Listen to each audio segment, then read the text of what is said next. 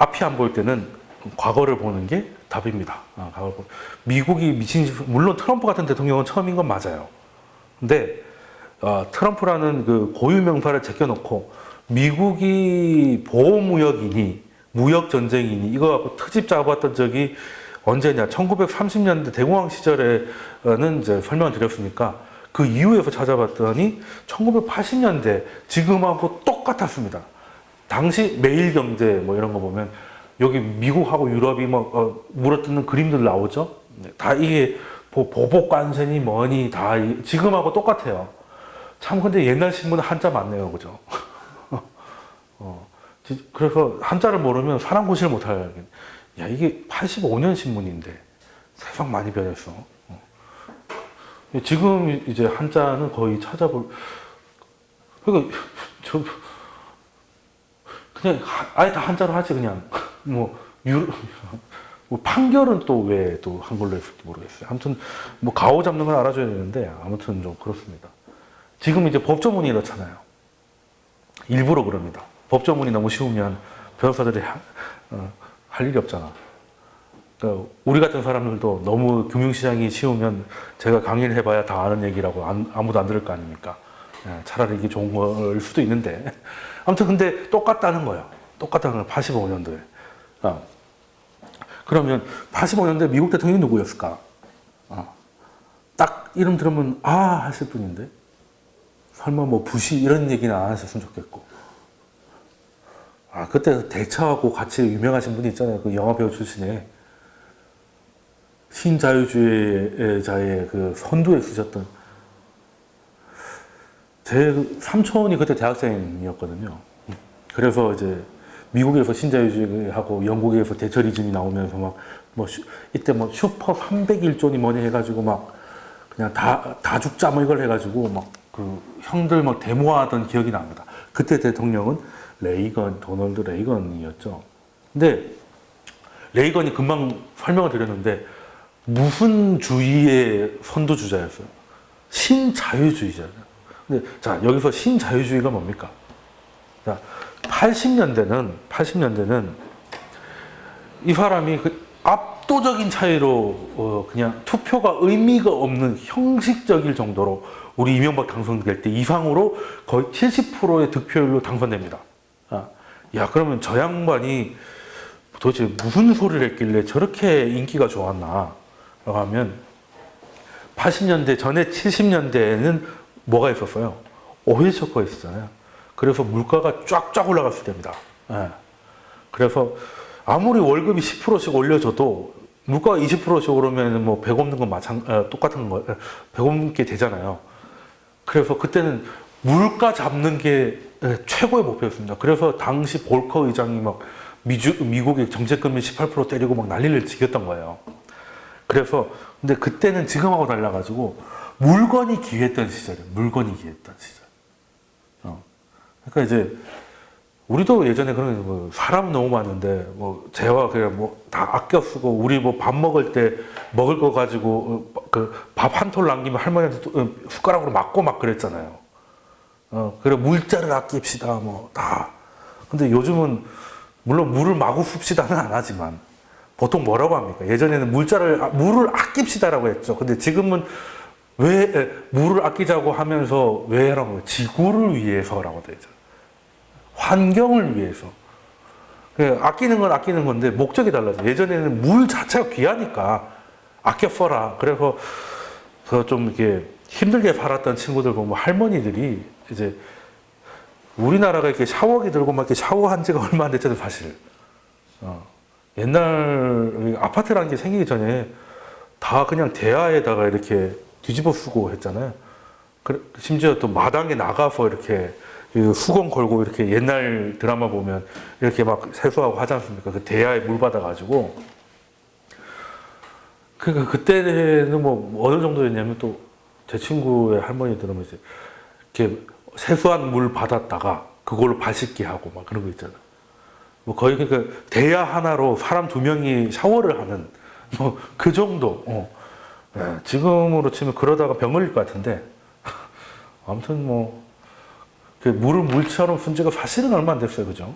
사실 얼마 안 됐는데 예전에는 그냥 물자랄게. 왜? 물자가 귀하니까. 그러면 사람은 즉 수요를 얘기하잖아요. 그러면 수요는 도처에 놀려 있어요.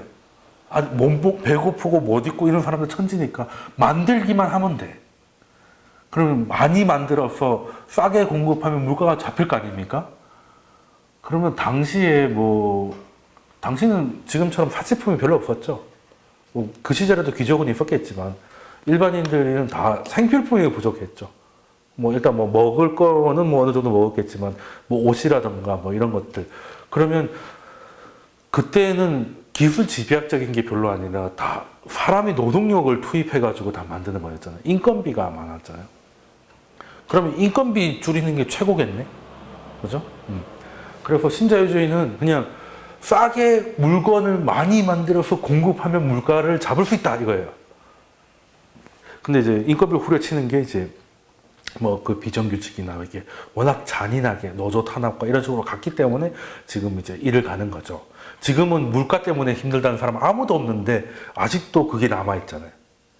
예, 그죠? 그래. 근데 시작할 때는 그게 말이 됐다니까요. 그때는 물가가 너무 올랐고, 새우깡도 1년에 100원씩 올랐다니.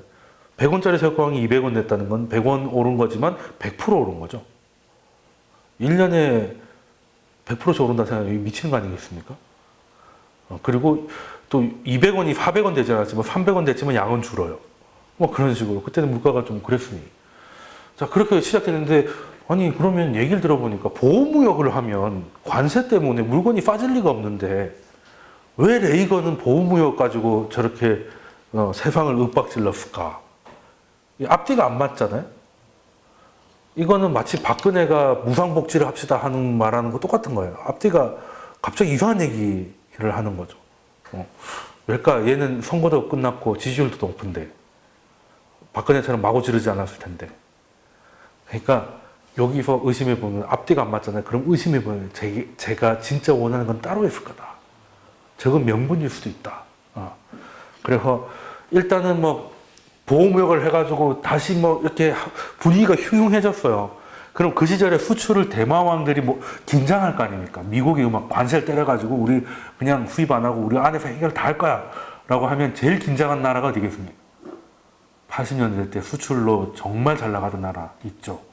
일본, 서독 이런 애들 있죠. 수출 대마왕들 있지 않습니까?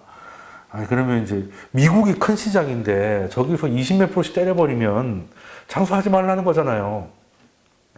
그래서 왜 그래 좀 이렇게 하다 보니까 이제 그래 그러면 내가 오늘 중요한 얘기를 할 테니까 다 모여 이렇게 된 거예요. 그게 그 유명한 85년 플라자합입니다. 제 강의 때 진짜 자주 나오죠.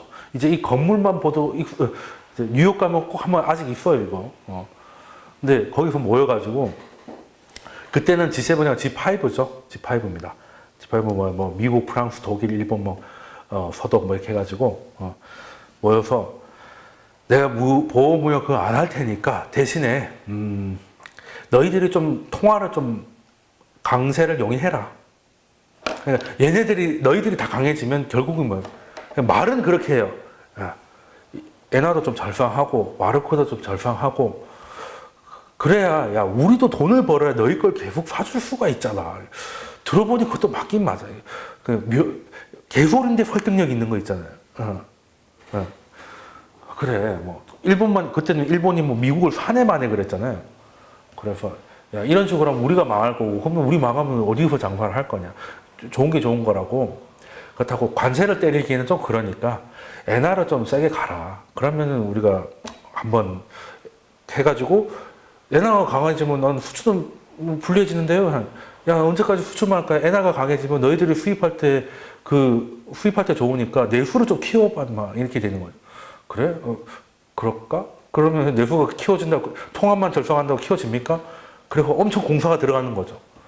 공사도 좀 해보고, 그럼 다 깔아, 그냥 신칸센 다 깔고 그냥, 이렇게 하라고 해서 그냥, 그러죠, 이렇게 된 거예요.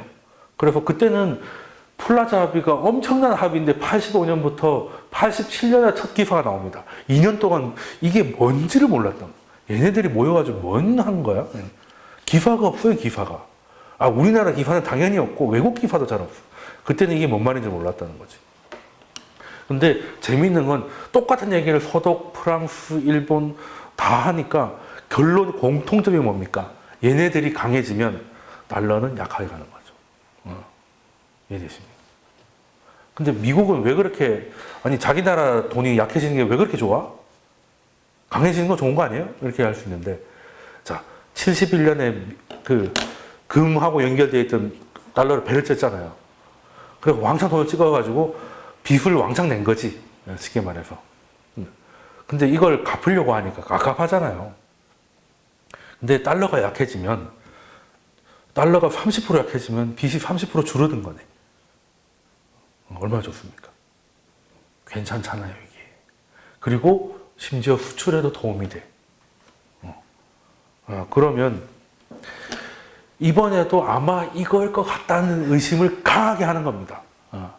쟤네들이 뭐 보호무역이니 뭐 말은 철강만 놓고 보더라도 호주는 시작도 하기 전부터 빼줬죠, 거의. 그리고 EU도 뭐 사실상 빠진 거고, 지금 우리나라도 이제 빼줄 것 같이 이제 슬슬 얘기 나옵니다. 결국 이제 중국 빼고 다 빼주겠다는 얘기죠.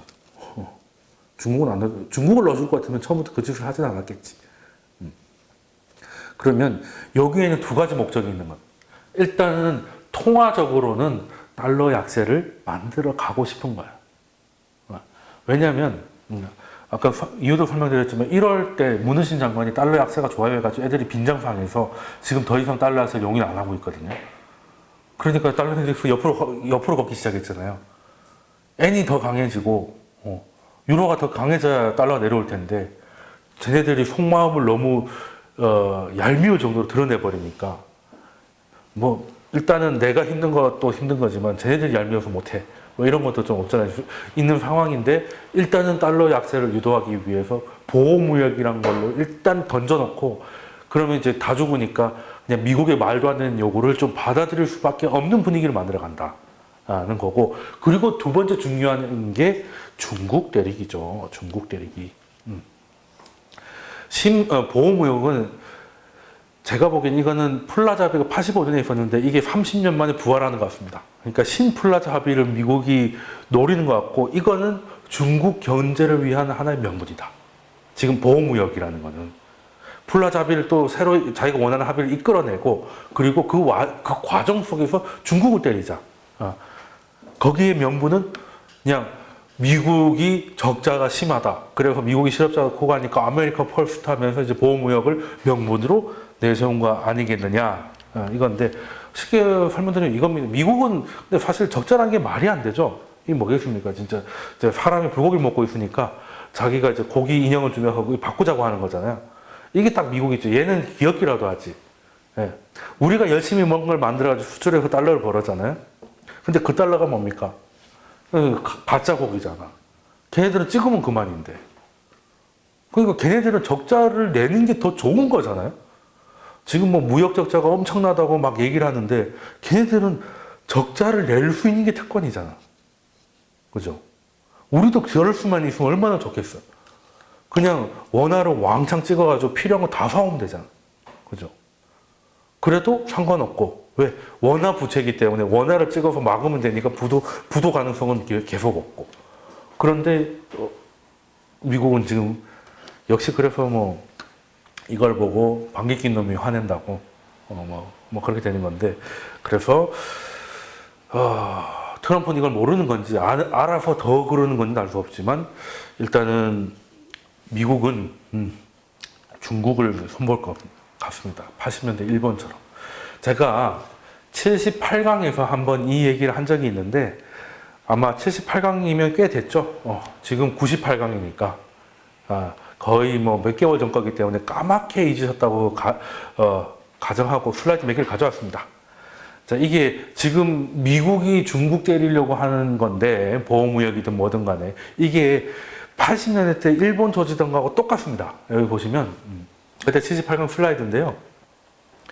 그때는 어떻게 했냐면, 근데 일본도 지금 처음에는 자국 산업을 보호하기 위해서 이런저런 장치가 조금 있었습니다.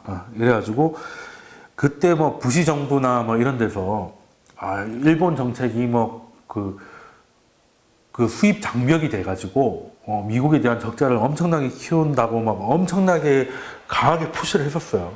그래서 88년에서 G7 정상회담에서 막 갑자기 주요 국가들의 경제 뭐 구조 개혁을 해야 된다고 갑자기 뜬금없이 막 경제 구조를 바꿔야 된다고 막 일단은 운을 띄웁니다.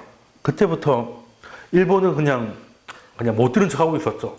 차마 미국한테 개기지 못하고 그냥 못 들은 척 했습니다. 왜? 저거 바꾸면 다 털릴 것 같으니까. 그랬는데 일본이 생각하고 있으니까 1년 기다렸다가 89년에 그 유명한 슈퍼 301조를 발동해가지고 일본을 그냥 이제 오랏줄에 묶기 시작하죠.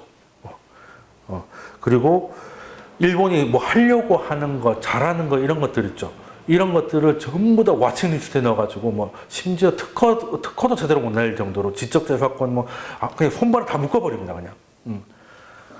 그러고 나서 그러니까 일본이 일단은 어떻게 해야 되나 굉장히 당황하고 있는데 미국이 가가지고 우리가 머리 아픈 널 위해서 구조개혁 방법을 가지고 왔는데 우리 같이 한번 고민해보자 라고 하는 게 그 FIIA 그 스트럭처 뭐 인디펜던트 뭐 인터너십이라고 해가지고 뭐 구조 장벽을 깨자 뭐 이 얘기거든요.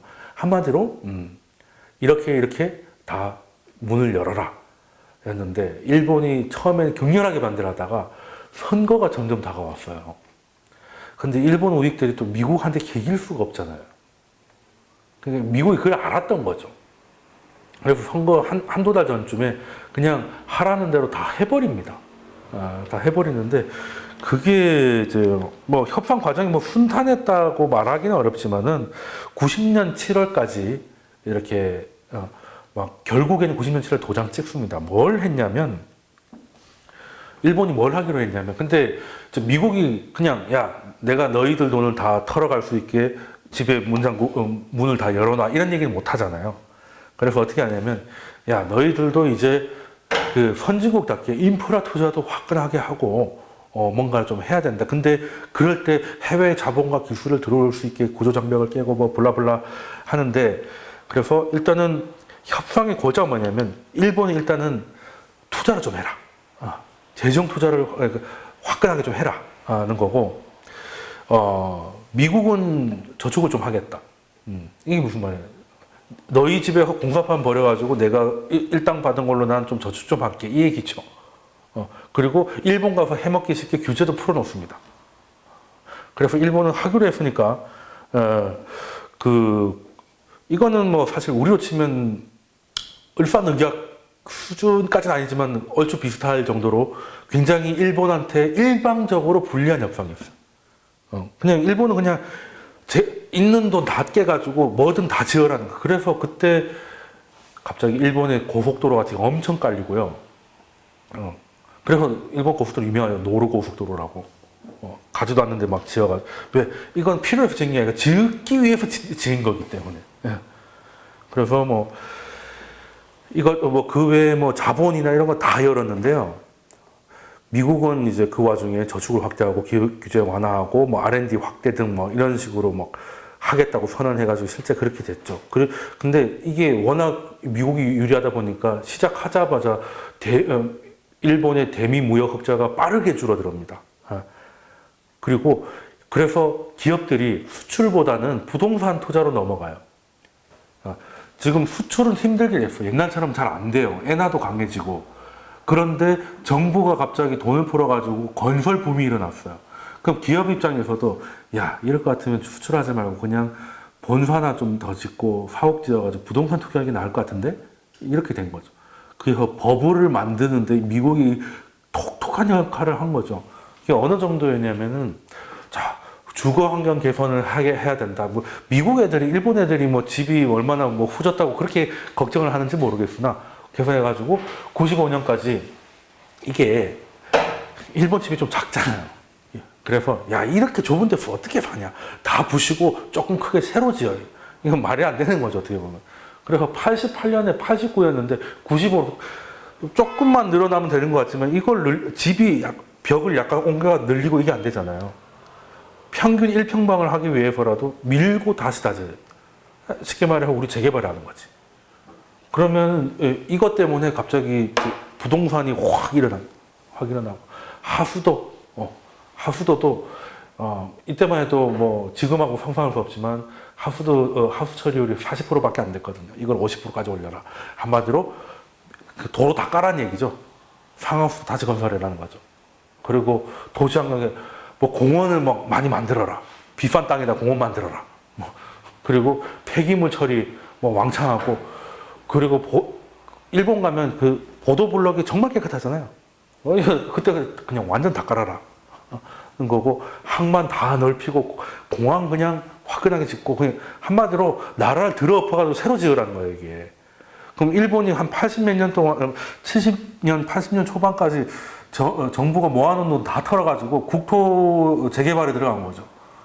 그러니까 민간에서도 정부가 이렇게 나가는데 나도 가가지고 알이라도 박든지 뭐 공사라도 따면 돈 버는 건데, 그리고 기업들이 가니까 요즘 부동산이 뛰니까 그냥 대출이자 싸졌어. 그러면 개인들도 대출받아 집 사고, 그래서 버블이 팍 켜진 거고요. 일본이 그래서 수출해서 갑자기 내수로 확 넘어오면서 그 틈을 비집고 미국이 다 해먹은 거죠. 그러니까 참 이게 일본 그래도 대단한 게 중국 아니었으면 그래도 세계에서 두 번째입니다. 일본 GDP가 세계 3위예요. 일본이 줄진 않았습니다. 일본이 얼마나 대마왕이었으면 이 뻘짓거리를 한꺼번에 다 했음에도 불구하고 아직도 잘 삽니다. 일본 뭐 잃어버린 뭐 메시지 하는데 뭘 잃어버렸는지 가보면 뭐 안 보여요. 되게 잘 살고 경기 완전 좋고 막 그렇거든요. 근데 예전 이 뻘짓을 하면서 얼마나 잘 살았을까 뭐 이런 생각도 좀 듭니다. 중국이 저걸 보고 나는 저렇게 똑같이 당하지 않으리 이거 아니겠습니까? 내가 차마 미국한테 개길 수는 없으나 일본처럼 등신같이 당하지는 않겠다는 게 중국의 생각 아니겠습니까? 근데 미국은 또 일본 때처럼 호구는 못 잡는다 하더라도 어느 정도 손을 봐줘야 될 때가 온 거예요.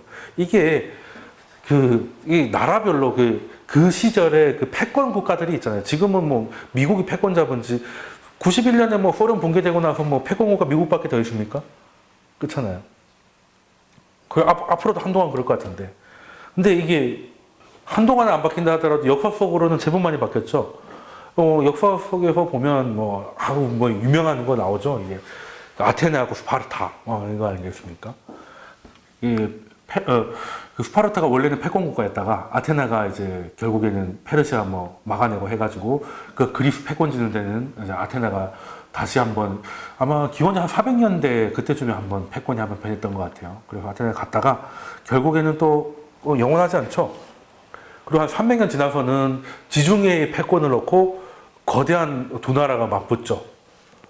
한니발의 카르타고와 그리고 우리가 너무나 잘 아는 로마가 있었는데 포인 전쟁 3차까지 하면서 이제 카르타고가 결국 지죠.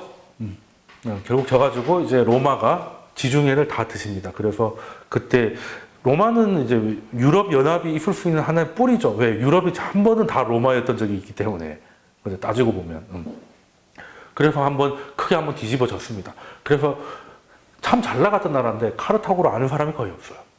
한니발은 알아도 한니발이 어느 나라 장군이었는지 모릅니다.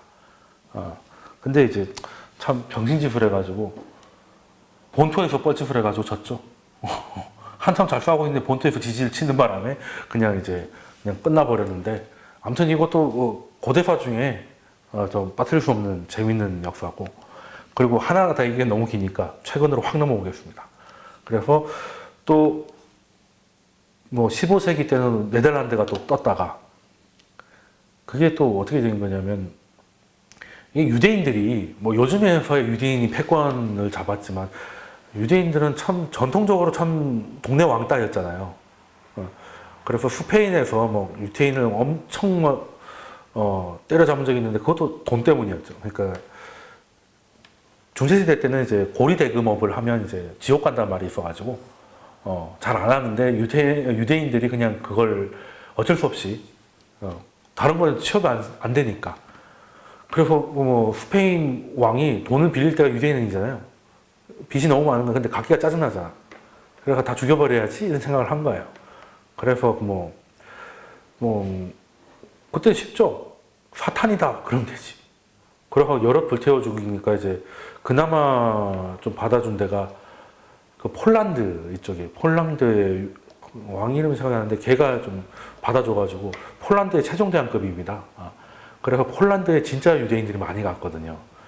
그래서 참 독일이 2차 대전 터뜨려 폴란드를 먹었을 때 유대인들이 정말 많이 잡힙니다. 거기서 유대인이 좀 많았거든요.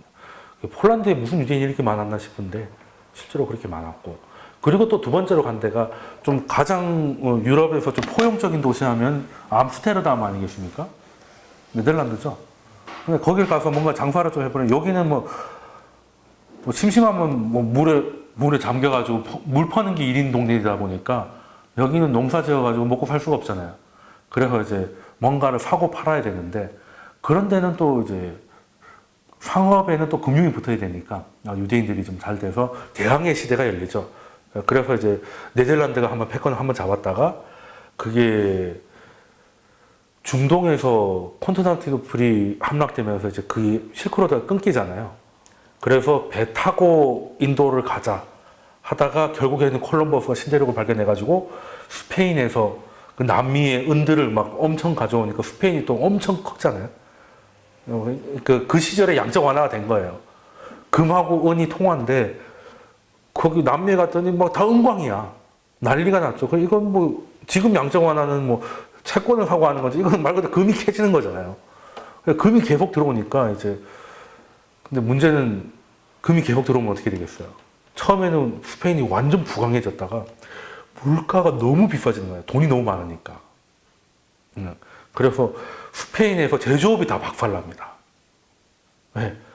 물가가 비싸다는 건 인건비가 비싸다는 얘기잖아요. 그 스페인에서 뭐 만들려면 인건비 주고 다른 데 팔려면 너무 비싸서 아무것도 안 팔려. 그래서 스페인의 경제가 박살납니다. 제조업 경제가.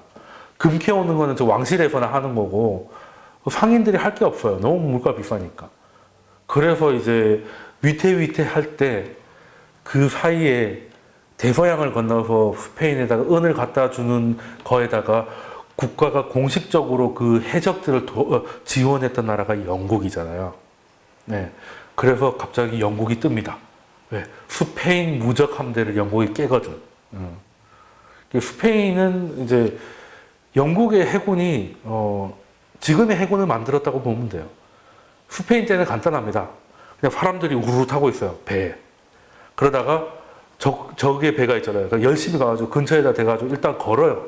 그러면 그 외놈들처럼 다 뛰어가가지고 배 위에서 그냥 육군처럼 싸우는 거예요. 근데 영국은 얘들이 너무 우리 다 죽는 걸 아니까 배를 좀 얄쌍하게 만들어가지고 적당한 거리를 두고 피해 댕깁니다. 스페인 애들이 미치려고 하는 거죠. 저것만 잡으면 죽일 수 있는데 멀리서 자꾸 짱돌 던지니까 짜증나 죽는 거죠. 그래서 양아치라고 엄청나게 욕을 많이 해요. 근데 뭐 전쟁에서 이기는 거지 뭐 양아치 뭐 신사가 어디 있겠습니까? 그러다가 이제 결국에는 이제 영국이 다 드시게 되죠. 그때가 엘리자베스였던 거 아닙니까? 그래서 영국의 대영 제국 함대가 만들어져 가지고 18세기 때 이미 그 1500년대부터 대항해 시대가 열렸기 때문에 이미 해양 패권을 장악하니까 영국이 결국에는 18세기 이후로 해가 지지 않는 나라가 되는 패권을, 해양 패권을 장악하잖아요. 이게 스페인과 프랑스, 그러니까 즉 유럽 대륙의 패권이 영국으로 넘어간 거죠. 그래서 그게 결국엔 어디까지 갑니까? 산업혁명까지 가는 거죠. 그래서 영국이 진짜 정말 독특한 섬나라가 되는 거죠. 산업혁명이 왜 영국에서 일어났나? 요거 하나 가지고도 3시간은 떠들 수 있는데 아무튼 거기서 생겼다는 거고, 그래서 기축통화도 예전에는 패권 국가의 돈이 기축통화였겠죠. 그래서 지금 이제 파운드로 넘어왔습니다. 영국으로 넘어왔습니다. 근데 지금 기축통화 최고의 짱은 뭡니까? 달러죠. 이게 언제 넘어왔습니까? 2차 대전이 끝나고 미국이 급부상을 할 때 1945년 그 유명한 브레튼 우드 체제가 출범하면서 금태환 체제긴 하지만 달러가 전 세계에서 통용되는데 혁혁한 공을 차지했고, 결국은 미국이 패권을 쥐고 나서 배를 짤 수 있게 되는, 그래서 영국이 가지고 있던 글로벌 금융 패권을 미국이 가지고 와서 지금, 그리고 그거는 동시에 산업혁명으로 이뤄냈던 많은 영국의 기술 노하우가 전쟁을 거치면서 미국에서 꽃을 피운 거죠. 그리고 금융 패권을 가져오니까 미국이 그때부터 지금의 거의 유일무이한 역사상에서 보기 힘든 패권국이 된 거였습니다. 이거는 세계 역사는 결국에는 패권 국가들의 싸움이에요. 국가별로 봤을 때는. 예, 그렇게 되는 건데 지금 미국의 그래도 개길 수 있는 유일한 나라. 이 사진만 보더라도 일본은 차마 개길 수 있어도 안 개길 것 같다는 생각이 들잖아요. 그죠? 이것만 보더라도 이거 얼마나 흡족합니까? 이렇게 얼마나 이렇게 말을 잘 들으면 트럼프 표정이 되게 만족스러워요. 그러니까 보통 월급 200 받고 한 달에 뭐 하루 쉬고 이렇게 일만 하는 직원을 보는 사장님 같지 않습니까? 되게 좋죠. 그러니까 일본은 아닌 것 같고 일본은 이미 근데 일본이 한번 미국을 히트했던 게 1980년이잖아요. 80년대. 근데 결국에는 미국을 못 넘었습니다. 왜? 당시 일본 하면은 뭐가 최고였어요? 당시 일본 하면 제일 먼저 떠오르는 회사 있잖아요. 한국 하면 삼성. 80년대 일본 하면 뭡니까? 소니죠, 소니. 심지어 소야도 있었잖아요, 소야도.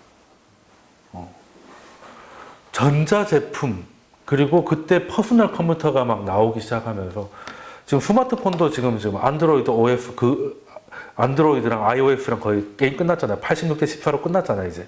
뭐 블랙베리 이런 거는 완전히 거의 희귀동물. 블랙베리 쓰는 사람들은 이 폰 바꾸지 마라, 이거 멸종된다. 뭐 약간 이런 특별 보호종을 써야 되는데 이거 보면 재미있는 건 둘 다 미국 거죠. 안드로이드 미국 거, iOS 애플 거.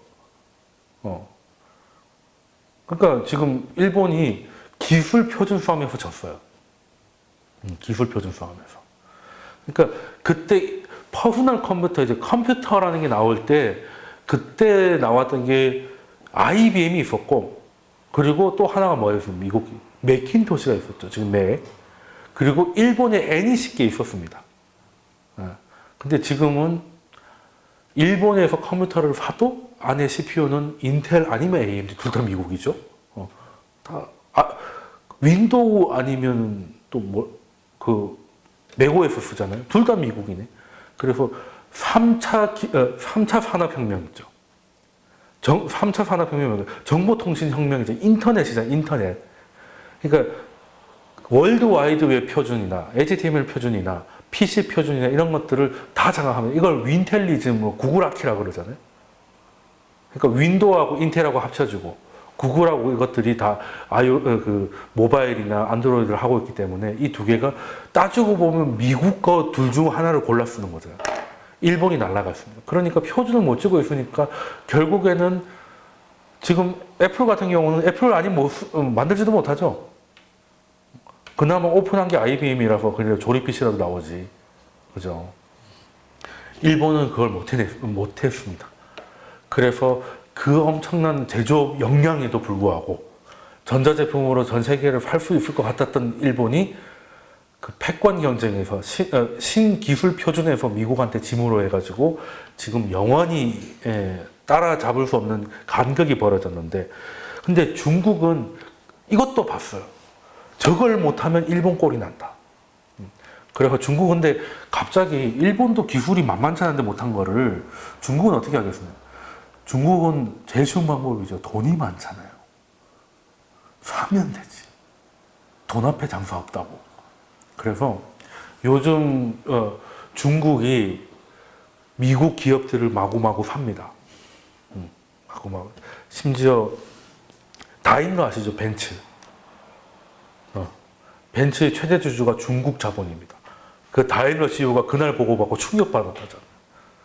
근데 뭐 이제 놀랄 것도 아닙니다. 웬만한 차들 다 중국 거예요.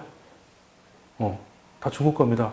뭐 랜드로버, 뭐 제규어, 뭐 이런 것도 팔려간 지 오래됐고, 볼보도 화물차 빼고는 다 중국 거죠. 뭐 마구마구 사재끼고 있습니다. 그러니까 자기가 못하겠으니까 중국은 사실 따지고 보면 돈 많이 번 거 외에는 한 게 없거든요. 미국에 비해서는. 차이가 좀 줄어들었어도 아주 한참 멀었어요. 근데 유일하게 이길 수 있는 게 GDP 규모 뭐 이런 거잖아요. 그러니까 돈 많은 것밖에 없어. 그러니까 돈으로 사버리는 거야, 그냥. 내가 개발을 못 하니까. 그래서 미국이 이게 보자 하니까 안 되겠거든요. 막말로 애플하고 구글하고 다 중국에 넘어가면 어떻게 될까요? 페이스북 뭐 이런 그 나후다의 기술주들 있잖아요. 팡주라고 하는 것들. 구글, 아마존, 뭐 넷플릭스, 그리고 마이크로소프트 뭐 이런 애들 있잖아요. 뭐 팡이라 그러죠. 걔들을 만약에 중국이 다 산다. 그러면은 새로운 기술 표준이 중국으로 넘어갈 수도 있는 거죠. 지금 4차 산업혁명으로 넘어가는 과도기에 있기 때문에 여기에서 중국이 이런 식으로 돈질하는 거를 미국이 차단하겠다고 생각하는 거고, 그래서 국가 차원에서 조지는 겁니다. 여기 보면 지금 중국이 미국의 주요 첨단 기업들을 인수하려다가 많이 제껴지고 있거든요. 유명한 사건이 머니그램이라고 해가지고 그 마윈이 알리바바가 이제 사인만 하면 다 얘기 다 됐어. 사인만 하면 되는 건데 갑자기 불어가 나오고, 그리고 얼마 전 뉴스인데 브로드컴이 퀄컴 뭐 하는 회사예요? 휴대폰 AP 만드는 회사잖아요.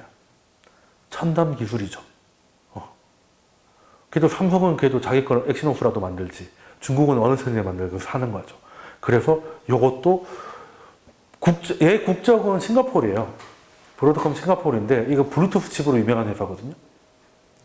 근데 알고 보니까 하웨이가 지분 10% 갖고 있고 이게 중국 거야. 그래서 미국이 그걸 알아가지고 M&A 불허를 낸 겁니다. 그래서 지금 요즘 불허 나오는 거 보면 그 미국의 그 외국 투자 심의위원회 뭐 이런 게 있어요.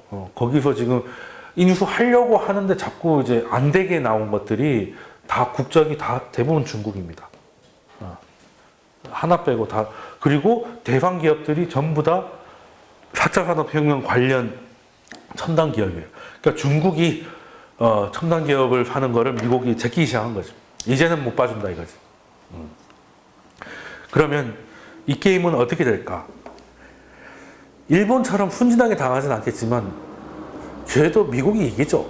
미국이 이길 수밖에 없습니다. 일단은 지금 시진핑이 시황제가 됐잖아요.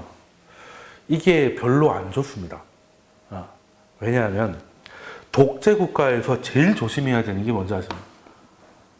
언론 통제 뭐 이런 게 아니에요. 뭐 지금 언론 통제 작살나게 하고 있는데 언론 통제 그런 게 아니라 인플레이션. 중동에 4, 50년 뭐 카다피 뭐 무바라크 이런 애들 4, 50년 독재하다가 한순간에 날아갔잖아요. 2011년에 중동의 봉으로. 아니 그 사람들은 30살이면 태어날 때부터 독재했어요. 왜 새삼스럽게 열을 냈냐는 거죠. 인플레이션이 오면 사람이 맞아 죽거나 굶어 죽거나 사람이 사나워지잖아요. 근데 우리나라 같은 경우는 촛불 들고 탄핵할 수도 있잖아. 실제로 했고, 탄핵까지는 아니라도 선거 때 보자 뭐 이런 것도 가능하잖아요. 근데 중국은 선거가 없어. 그럼 마음에 안 들면 어떻게 되겠어? 봉기죠. 인민봉기. 자, 중국에 봉기 있었던 게 천안문 사태 기억나실 겁니다. 천안문 사태 때 물가 상승률이 19%였어요. 우리나라 부마 항쟁 때 물가 상승률이 19%였습니다. 독재 시절에도 밥을 먹여주면 참다가 이제 밥도 못 먹게 생겼으면 이제 주먹 들고 일어서가 되는 거죠. 근데 이걸 모르겠습니까? 아무리 언론을 통제해도 물가가 비싸져서 내가 내 돈 가지고 밥도 못 먹는다는 건 어떻게 왜곡시킬 수가 없잖아요. 이건 막을 길이 없거든요. 배고픈 건 어떻게 할 수가 없어. 자, 그러면 미국은 중국 물가 올리는 게 너무 쉽죠. 지금 미국이 보험료 때리겠다니까 중국이 뭐라고 합니까? 그럼 우리도 때릴 거야. 라고 하는데, 그럼 중국이 미국한테 사는 것 중에 많은 게, 그나마 상당한 게 이제 아이폰 같은 것도 좀 있고요. 근데 제일 많은 게 대두입니다. 콩이에요. 근데 콩은 뭡니까? 아이폰은 열받으면 안 사고 하웨이 거, 샤오미 거 사도 되는데, 콩은 밥을 먹어야 되잖아요. 그리고 대두가 진짜 그것만 하는 게 아니라 가공식품도 엄청 많이 들어가거든요. 그러면은 미국 거를 안 사면 브라질이나 러시아에서 사와야 되는데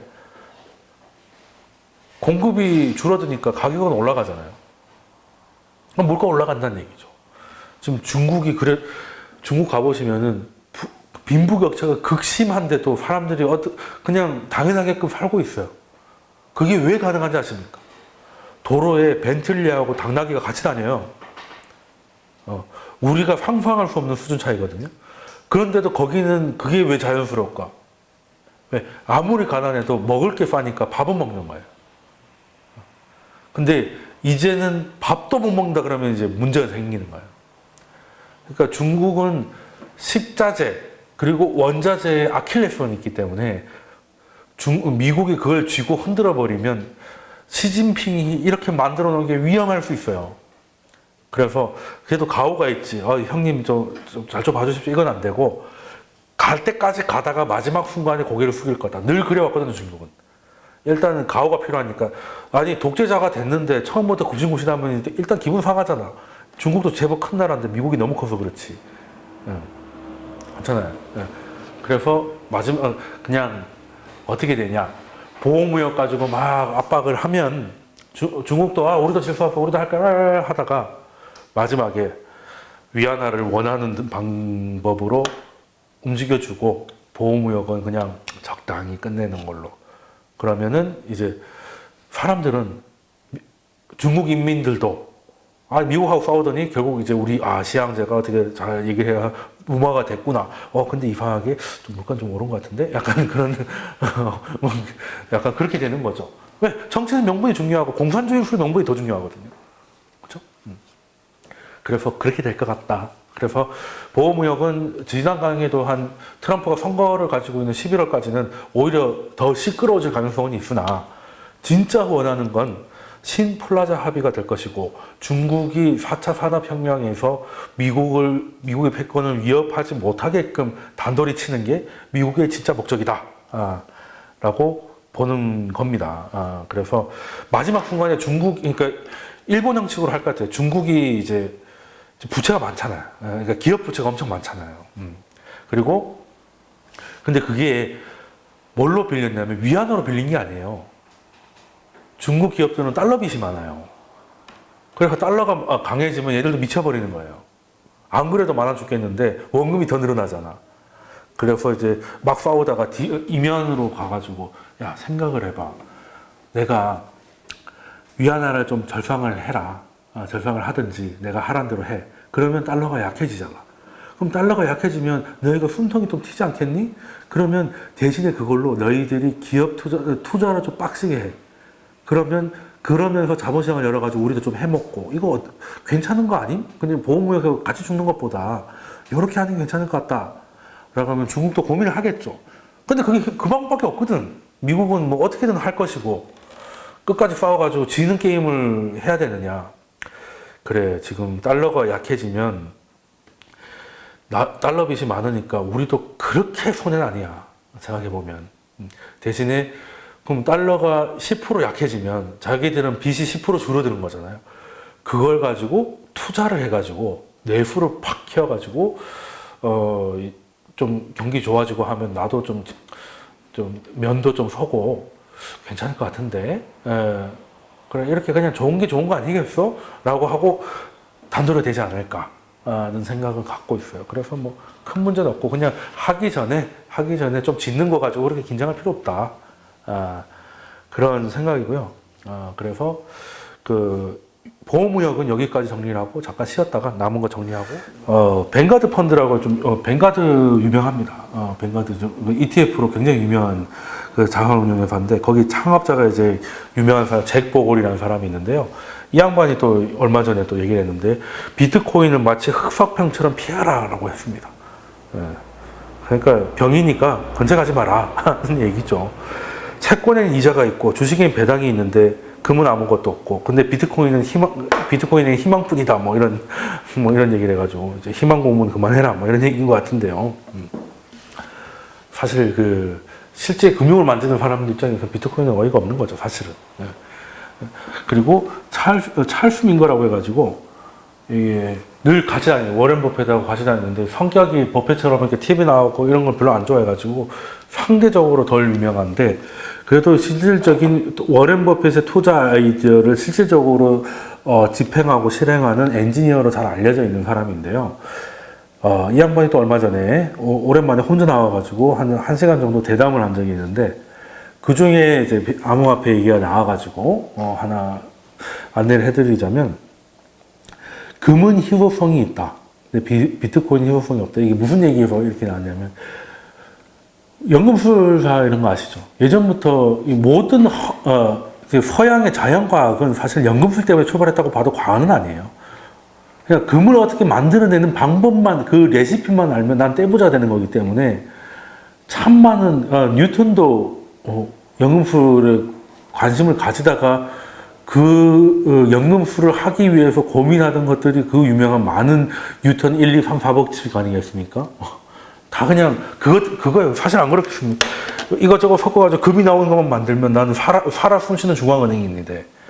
그죠? 그랬는데, 뭐, 답은 아시다시피, 우리 인류가 금을 쉽게 캐는 방법은 아직 채굴법이 만들어지지가 않았죠. 연금술은 고사하고, 채굴도 쉽지가 않습니다. 그래서 금은 희소성이 있다는 거예요. 왜? 생산을 빨리 못 늘리니까. 그리고 요즘 기술이 좋아져서 예전처럼 캘리포니아 이런 발견되지 않은 땅에서 뭐 금강이 발견되고 이런 것도 없습니다. 나올 만한 데는 다 나와가지고 지금 사금 캐고 있잖아요. 예. 그런데 비트코인은 하드포크라고 아시죠? 그냥 쪼개면 그만입니다. 그냥 2100만 개라고 말은 해놨지, 비트코인 땡땡, 뭐 비트코인 세모 해가지고 만들면 순식간에 막 만들어집니다. 그렇기 때문에 얘는 금은 희소성이라도 있지, 얘는 희소성도 없는 걸 뭐하러 하냐, 정신 차려라, 뭐 이런 얘기고요. 그리고 뭐 헐 그렇구만 아저씨는 현대판 사이비 종교다 막 이렇게. 쉽게 말해서 비트코인 컨퍼런스에서도 비트코인을 못 봤는데 그게 무슨 돈이냐 뭐 이런, 뭐 맞는 얘기긴 하죠. 맞는 얘기긴 한데, 아니 일단은 딴 걸 떠나서 무슨 결제를 하면은 다 뭐 8분 가까이 걸리고 뭐 이러는데 뭐 미쳐버린다는 거죠. 차라리 신용카드, 페이팔 이런 것보다 더 빨리 결제라도 되면 모를까. 아무튼 뭐 이런 저런 게 좀 있었는데요. 그냥 예전에 한창 오를 때 뭐 이런 얘기를 많이 했습니다. 이제 뭐 다 들어주니까 뭐 약간 힘들어진 건 없잖아요. 아직도 코인 가지고 계신 분들 모르고 있습니다만, 뭐 코인판 이런 데 가면 아직도 희망 고문하고 있어요. 아직도. 제가 보기에는 뭐 이대로 망하진 않는다더라도 예전 같은 건 좀 힘들지 않겠나. 자, 그래서 자, 오늘 이번 주의 차트는 이걸로 보겠습니다. 자, 이게 뭐겠어요? 아까 보여드린 거죠? 자, 파란색 진한 색깔이 오늘 금리 인상 3차례라는 예상치. 그리고 이건 4번입니다. 자, 보시면은 작년 하반기 때부터 빠르게 미국의 금리 인상이 빠르게 진행될 거라는 게 시장에 다 반영되고 있고, 이게 2월 달에 깊숙하게 시장에 개입하면서 날카로운 조정도 한번 가져왔었는데요. 근데 이 모든 이것 때문에 좀 최근 많은 일들이 있었습니다. 그런데 결국에는 제가 강의에서 지랄하고 자빠졌다라고 얘기한 게 G가 성장이고 R이 레이트잖아요. 그래서 성장이, 경기 침체는 뭐라고요? 성장률이 이거한테 추월당한 경기 침체입니다. 네. 그리고 그 다음 주에도 보여드릴 거겠지만 좀 더 디테일하게 연방금리 선물 12월물하고 뭐 기준금리가 역전되고 이렇게 하는 게 나왔었거든요. 그건 조금 더 디테일한 얘기니까 다음 기회에 설명드리기로 하고, 결론은 똑같습니다. 지금은 예전에는 금리가 거의 안 올라가든지 천천히 올라갈 거라고 생각했기 때문에 성장이 이 정도만 나와도 주가가 많이 이렇게 올라갈 수 있었는데, 이제는 성장은 비슷한데 금리가 많이 올라가니까 야, 이러다가 역전되는 거 아냐라는 그 두려움이 2월을 점령을 했었어요. 근데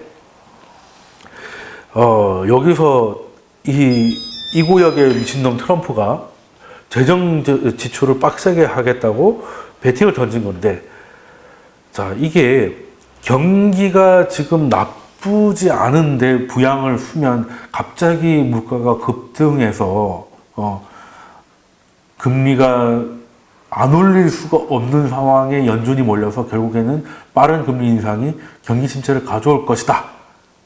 그럴 가능성이 있고 그게 굉장히 우려스럽다는 생각은 여전하고요. 그런데 행복 회로를 조금 돌리면,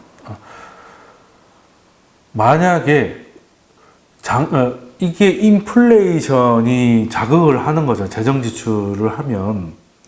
그러면 인플레이션이면 장기 금리가 이제 올라가게 돼 있거든요. 예. 인플레이션에서 채권은 매력적이지 않으니까, 채권 가격이 떨어지니까 금리가 올라가는 건데, 자, 그러면, 자, 누가 이기냐는 겁니다. 처음에 얘기했던 거. 인플레이션이 빨리 와가지고 금리를 빠르게 올리게 돼서 경기 침체로 생각보다 빨리 접어들 것이다 라는 우려와 지금 거의 누워있다시피 한 수익률 곡선이 절대값으로는 금리가 올라가겠지만 기울기가 다시 기울어져 가지고 은행의 대출 태도를 자극해서 이거를 그게 성장을 자극해서 금리가 생각보다 빠르게 올라가도 그걸 이겨낼 정도의 체력을 키워줄 것인가. 뭐 결론은 둘 다 좋은 건데, 이래 되든 저래 되든 둘 다 좋은 거긴 한데, 그런 것도 한 번은 생각해 볼 필요는 있겠다는 거예요. 한 번은 그래서 저는 최소 2019년 이상, 그리고 2021년까지는 칼을 돌려잡을 때는 아직은 아닌데, 일단은 2017년 때보다는 낙관이 많이 떨어진 건 사실이에요. 일단은 이제는 위험지표 중 10몇 개 중에서 두세 개는 불이 들어온 게 있기 때문에, 예, 사실 원래 이 정도는 늘 들어옵니다. 모든 지표가 한 방향을 말하지는 않거든요. 근데 지금까지가 웃겼던 거죠.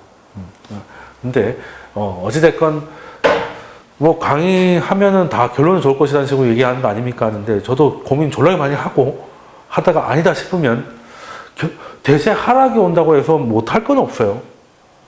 그때는 뭐 인버스 같은 것도 하고 하락기에 좋아지는 종목을 잡으면 되는 거니까. 근데 문제는 지금이 조정이냐 하락이냐.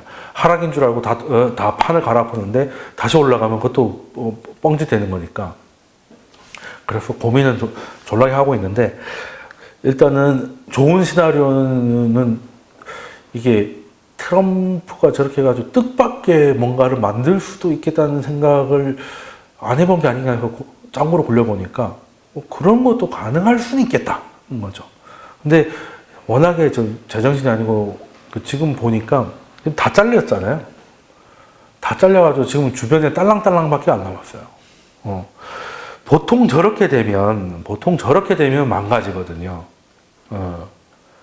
박정희도 처음에는 그래도 그렇게까지 심각하게 안 하다가 막판에 가면서 크게 뭐 도덕적이든 뭐든 많이 무너졌지 않습니까? 뭐 원래도 뭐 보통 인간은 아니었긴 했습니다만, 그래도 처음에는 뭔가 해보려는 의지나 뭐 이런 거라도 있었지. 그래서 일단은 트럼프의 지금 전 세계 경기에서 가장 큰 리스크는 당연 트럼프다라고 보는데, 근데 트럼프가 가져온 뜻밖의 효과도 분명히 있을 것이다. 세상에는 트럼프가 이걸 설계해서 한 게 아니라 트럼프가 뭘 하다 보니까 뜻밖의 좋아지는 거, 대표적인 게 북핵일 수도 있겠다는 생각을 하는 거예요. 왜? 미국의 입장에서, 전통적인 민주당의 입장에서 북한하고 평화협정을 맺어버리면 장기적 이익이 손상되죠. 더 이상 한반도의 무기 판매 매력도가 좀 떨어지니까. 그렇다고 안 사진 않겠지만, 그냥 이걸 최대한 끌어서 최대한 떡을 많이 팔겠다는 게 전략적 인내였지 않습니까? 북한도 그걸 알고 있었던 거예요. 그래서 김정은도 쟤네들은 핵이 아니면 평화협정하고 바꾸지 않을 거라는 생각을 했던 것 같기도 하고, 그런데 핵이라 하더라도 쟤네들은 어떤 저런 핑계를 대면서 재수출을 취해가면서 최대한 장사를 길게 하려는 게 미국의 전통적인 판단이었다면, 트럼프는 쿨하게 그래 뭐 넌 그냥 평화협정 해줄게 할 수도 있는, 왜 미친놈이니까. 그래서 김정은이 한번 배팅을 해보는 게 가능하지 않았겠나. 힐러리였으면은 제가 김정은님이 힐러리한테는 그런 배팅을 핵 폐기까지도 고려하고 이런 액션을 취하진 않았을 것 같아요.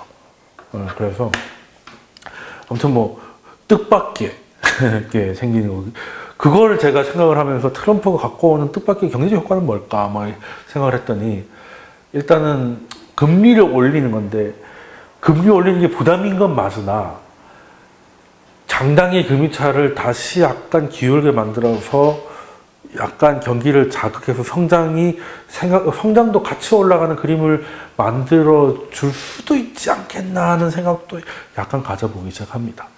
물론 아직 이렇게 될 거라고 말하기에는 너무 트럼프를 좋게 보는 것 같고, 더 수익률 곡선 앞으로 열심히 좀 지켜볼 겁니다. 지켜볼 거고, 예전 같은 정확도는 떨어지지만 엄청난 유동성 때문에 그래도 중요한 지표이기 때문에 계속 지켜볼 것이고, 앞으로 기회가 되면 주요 지표에 대해서 지금 중요한 지표와 늘 중요한 지표들은 한두 개씩 이렇게 한두 개 뽑아서 이번 주에 차트 해서 제가 설명을 드리도록 할 거고, 자, 투자를 이제 하고 계시는데요. 투자의 과정이 좋아야 됩니다. 왜? 뭐 인생 뭐 유한하니까요. 딱 부자가 되면 얼마가 부자가 되는지도 부자가 아니고 선정하기 어렵고, 딱 그렇다고 해서 인생이 하루아침에 바뀌지 않기 때문에 부자가 되는 과정을 같이 즐기는 게 그 수익 외에도 꽤 괜찮은 그 과정을 즐겨야 됩니다. 버핏 말대로 대학교 때 $10,000 얻었던 시절에 지금보다 더 많은 재미도 즐기고 살았던 거기 때문에 그 과정을 다 같이 좀 즐겨갔으면 좋겠다는 말씀드리고 오늘 강의 여기까지 하겠습니다. 자, 수고 많으셨습니다.